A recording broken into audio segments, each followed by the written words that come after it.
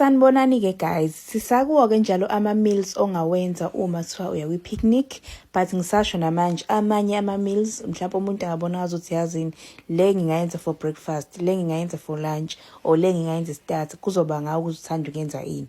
So uzogoqoza amaqanda akho awu-3 ebese ufaka ubisi phakathi. Ngase ngifaka u-cheese wami, ngisebenzisa i-cheddar ne-mozzarella, ngase ngifaka i-parsley ngoba yona ama-herbs engihlezi nginawo.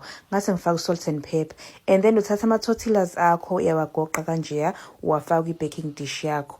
Bese uthatha ama-cheese grillers uyawasika uyawaslice kanjeya uwafaka ey'khaleni zama-tortillas akho.